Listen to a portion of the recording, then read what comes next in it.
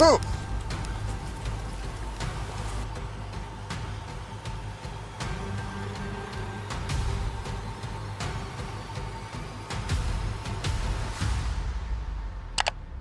It's a big one actually. Not a small one. It's a big.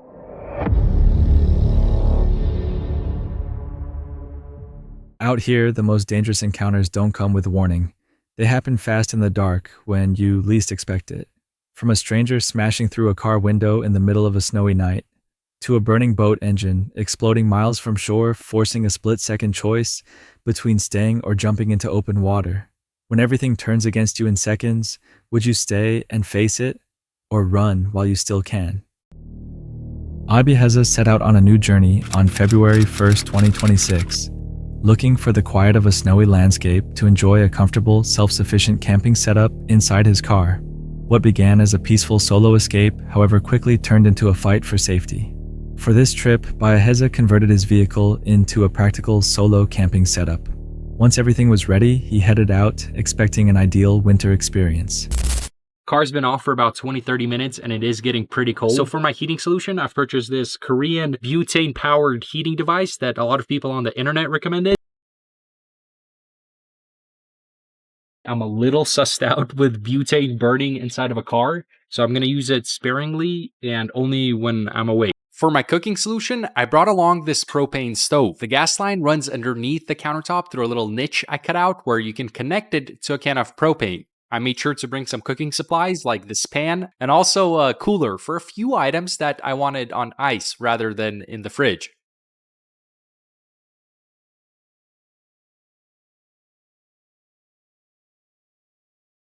For my appetizer, I'll be having some lightly toasted bread, salted grass-fed butter, salmon boba on top. A little salty, a little fishy, and just the energy that I'll need to cook up the main course. Everything was neatly arranged, making cooking feel easy and efficient. After finishing his meal and spending some time reading quietly, a deep stillness settled around him. It seemed like the night would pass without any problems. Eventually, he turned off the lights and went to sleep. Not long after, the calm atmosphere changed.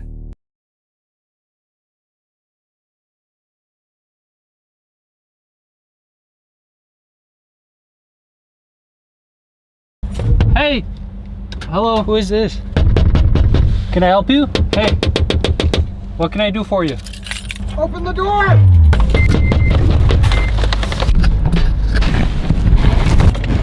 Open the door! I'm not gonna be able to do that. Hey, what are you doing?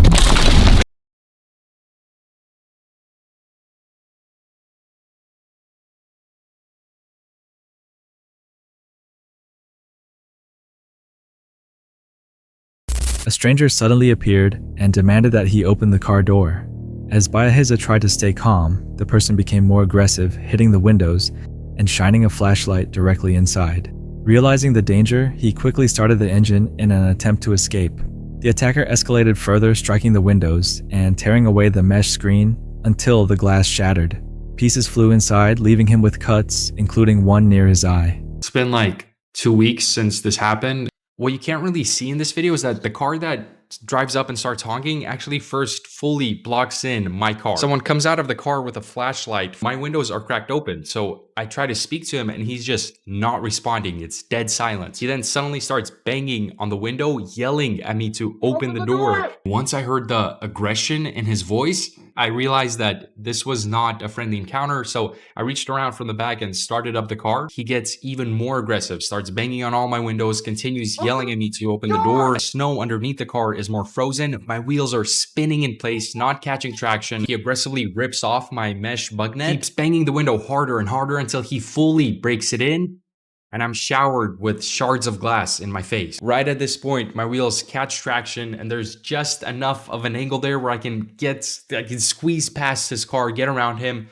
and get myself out of there. You can see my left eye rapidly blinking here. It was blurry the entire way home, and after getting it checked out, it appears that some of the glass had scratched through my eyeball. I've been going through treatment for that. My mind goes to maybe he lived in the area, saw my car, thought I was up to no good, but then why block me in and smash through my window instead of just talking to me?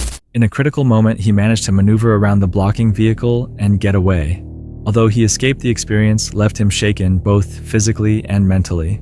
If his tires had not gained traction, or if his reaction had been even slightly slower, the outcome could have been far worse. If you were in that situation, would you have reacted quickly enough?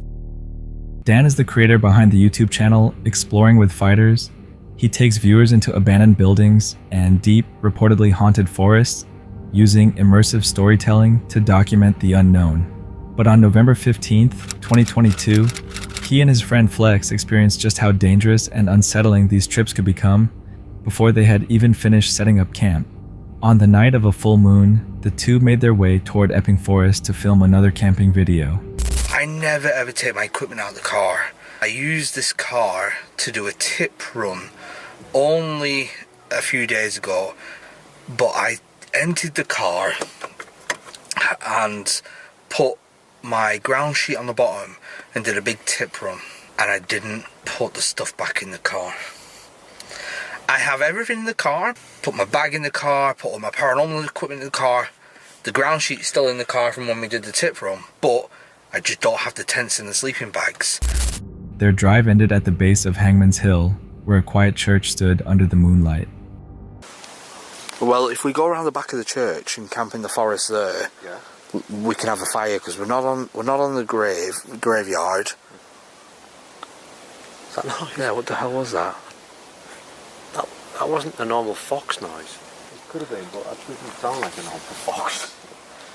Right, come on, let's grab our stuff and set camp. It's getting cold already, so... Right, so we've got the tent set up. This one is going to be our main warm fire. It's going to be our main warm fire. That one is going to be the cooking fire. So when that's died out and it's just embers, we'll put the pans on that. So doing it a little bit different this time. Soft fairy lights faintly illuminated the church, surrounded by old gravestones, giving the area an eerie presence. As darkness settled over the forest camping nearby, only intensified the atmosphere. While moving deeper into the woods, they heard an unfamiliar sound echoing through the trees. They questioned whether it was just a fox or something far more unsettling. Eventually, they found a secluded clearing and began setting up camp. The large 6-man tent looked out of place among the dense trees. They built 2 separate fires and tried to settle in for the night. Despite the earlier mistakes and the uneasy surroundings, they prepared a steak dinner, one they would never finish.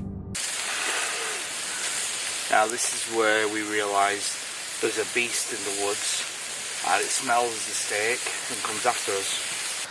It is pretty damn good. Do you like the broccoli? We'll try some now, actually. I've never actually tried it. It makes it all worthwhile. All the hard work that went into it. Oh!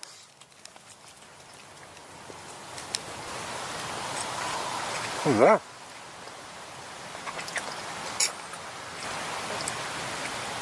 Shh.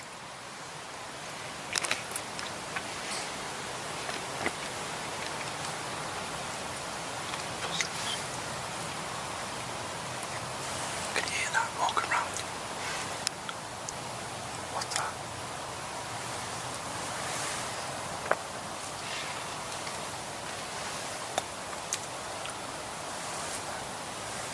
As they began eating the overcooked steak, a dull thud broke through the darkness. Seconds later, something solid struck the side of the tent. The atmosphere instantly shifted into the feeling of being watched. Even inside the large tent, they felt exposed. They froze, exchanging tense glances. With growing concern, they checked their surveillance feed. If you hear anything, tell us, because I'm not going to do anything with ASMR.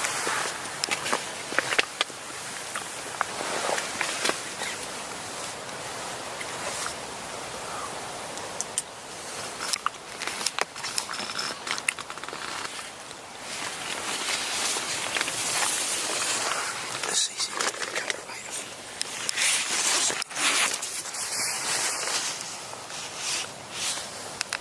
So I've got a CCTV camera up there. It might go in on there. I put it up there because last time we got a fox on camera walking around the tents. So I wanted to see if we capture any animals walking around. But whatever that was, it smashed the side of the tent. But it could have legit footsteps. At first I thought, hold on, it could be like a branch falling off the tree, right? But the way it smacked the side of the tent, but then the footsteps, but then it could have been an animal. I'll have to check that CCTV footage. Due to a slight delay, the footage appeared moments later. So when something's triggered on the camera, it takes about 2 or 3 second delay. So I didn't actually catch whatever was thrown at the tent. But check this out.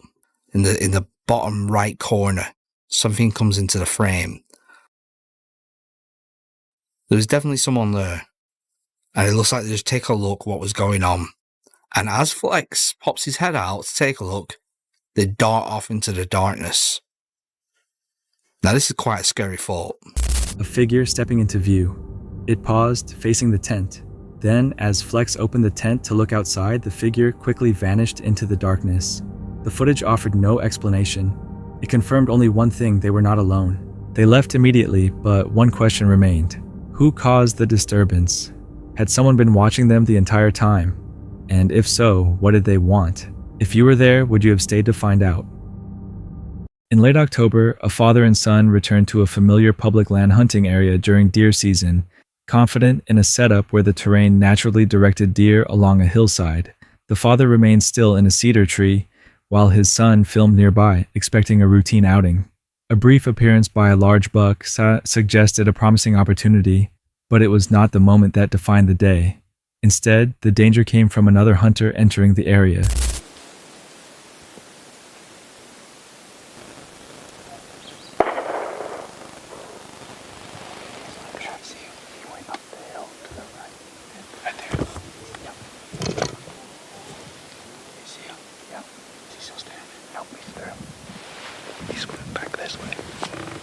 Those people on the hill, he's the size of that thing, he's gone. You realize he was at 20 yards. I thought he was going to jump the fence right there, and then he was perfect. That buck did not one gunshot, and he was gone. One thing we have learned hunting public land is that you never know what it's going to throw at you. You didn't know existed just 30 minutes ago, or the countless ups and downs that happened during a hunt. Was that seeing a big buck wasn't the event we were going to be talking about when this hunt was over. A pheasant hunter, unaware of the father's position, moved closer, trying to get attention before raising his shotgun and firing toward the cedar tree. The shots narrowly missed, and the situation only ended once both sides realized what had happened and spoke face to face. He shot right at Dad. Yeah, he did. They don't care, I don't think. I don't know that he even heard it. It literally shot right at Dad. Okay? I'm so sorry. I thought I heard you. I heard like a whistle. So then you shot. That pheasant hunter ended up working his way around to our side here. He whistled, I don't know, he was out on the limb of his cedar tree with a red handkerchief, and about that time, the pheasant got up, and I seen a shotgun go up, and it was pointed right at Dad's tree. Everything was good. Dad didn't get hit by anything, but needless to say, Dad climbed down, pretty much ran out there to talk to the guy, and that guy was super apologetic. We totally understand that it's pheasant season. That guy has every right to be down here just like we do. Dad wasn't hurt. We're going to sit for a little bit while longer now, put a little bit of a damper on the deer movement for a little while, but all's well that ends well, I guess. This encounter highlights critical safety lessons for public land hunting. Always identify your target, and what lies beyond it, assume others may be nearby, and use clear visual signals to indicate your position. When multiple hunting seasons overlap and visibility is limited, how can hunters better reduce risk and protect everyone sharing the same land? A group of hunters were approaching the final days of a 15-day hunt along the Alaskan coastline when everything suddenly shifted. A brown bear appeared and started moving toward them, and at first they observed from a distance, rifles ready, expecting it to lose interest. You better get your gun ready. At least one of you get ready. I said at least one of you be ready. Hey, sound comes behind us. Sound comes behind us. Hey, I'm serious. Like 40 yards, there's a sound cup. I just heard him huffing right behind me. I turned around and there were 3 babies looking at me right at that rock.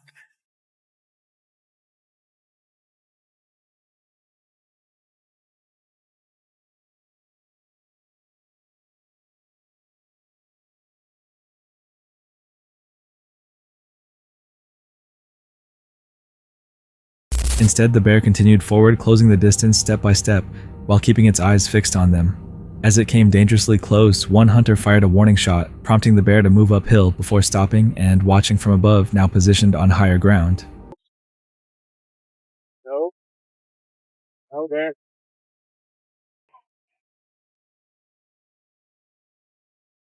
No, bear.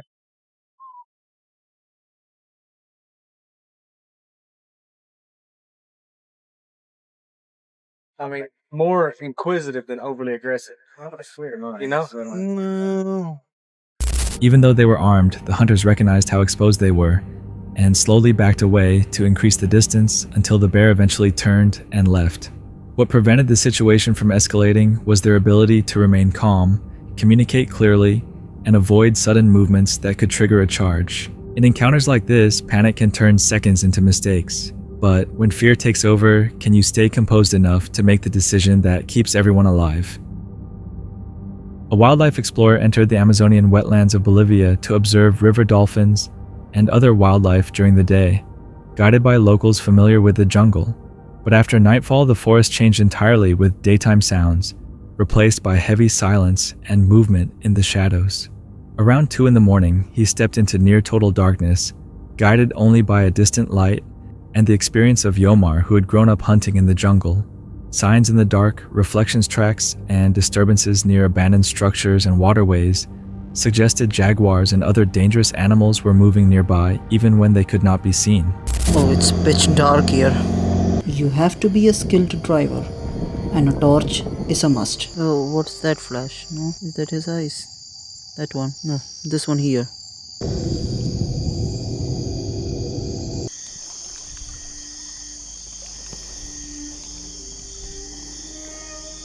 It's a fox mark.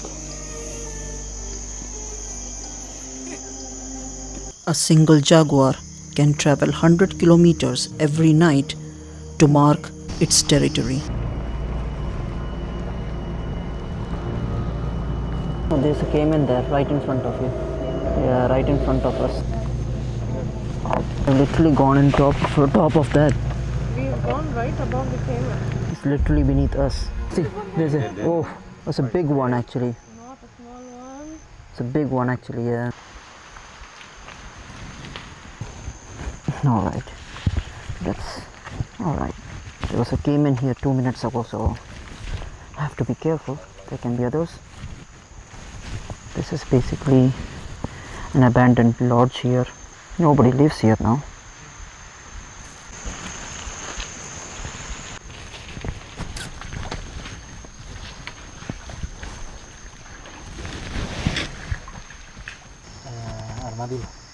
Armadillo. Sadly, the hunters were before us, and it's illegal to hunt them, but it's amazing to know that how the creatures and the people are affected by the silence of the forest. By sunrise, the tension eased into calm, revealing the forest's beauty once the hidden threats had passed. The night reinforced an important survival lesson in dense jungle environments. Limited visibility, silence, and unfamiliar terrain require caution, patience, and trust in experienced guides rather than curiosity. When darkness hides both predators and pathways, would you know when staying still is safer than moving forward? On November 1st, 2022, fisherman and YouTuber Felipe Parker was traveling toward his fishing location with fellow fisherman Branco. They were already far offshore when Felipe suddenly heard a noise that would change everything. An explosion erupted directly behind them.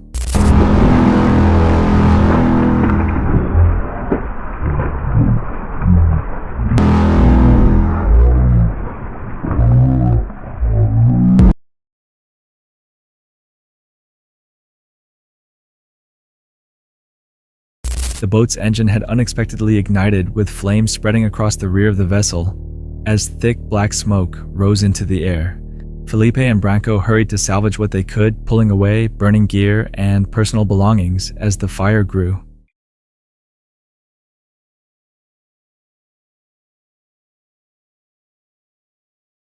Pula na água, pô. Isso. Vai jogando, vai jogando.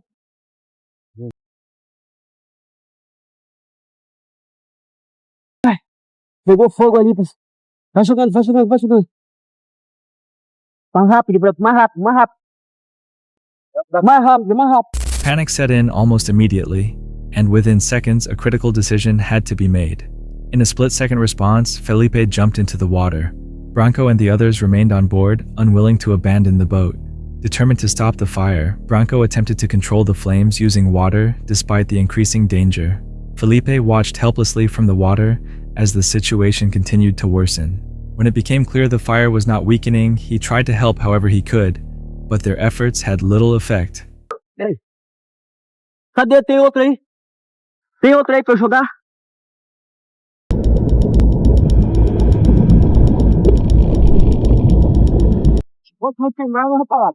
The flames only grew stronger.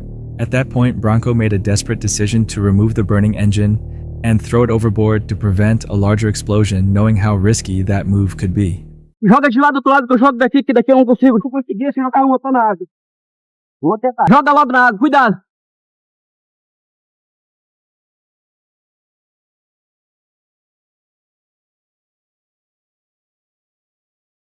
Cuidado. Deixa eu ver por lá. Vai jogando, vai jogando. Despite repeated attempts, the fire surged higher. Still, Branco refused to give up on the boat that supported his livelihood and continued battling the blaze. Paga, meu Deus. Paga. Fogo. Isso. Ah. Cuidado que tem gasolina dentro dele ainda, mano. Aí, garoto. Obrigado, meu Deus. Obrigado, meu Deus. Que susto, tá maluco? Eventually, after what felt like an endless struggle, the fire was finally brought under control. The engine was completely destroyed, burned beyond repair, but the boat itself remained intact. Aqui, deixa eu subir aqui que até o medo do jacaré passou. Oi. Olha o estado disso aqui. Olha. Caramba. Tu é louco, mano. Que susto. Torrou. Na hora que ele virou pô, aí eu desliguei ele. Eu desliguei o fogo. Quando ele bateu no fogo. Vamos supor fraco, na hora que o fogo saiu, tinha pulado na água. Se fosse fraco, igual eu, né? Igual eu. Tu é louco. Within 24 hours of the video being published, the story spread rapidly online. Fernando Quiroga, the national sales manager of Toyama, saw what had happened and provided Branco with a brand new engine. This incident shows how quickly mechanical failure can become deadly on open water, where help is far away. In a situation like this, would you jump into the water or stay and try to save the boat? That's it for tonight. Which moment creep? Drop it in the comments. Have your own story, share it with us, and stay tuned. The next one is even darker.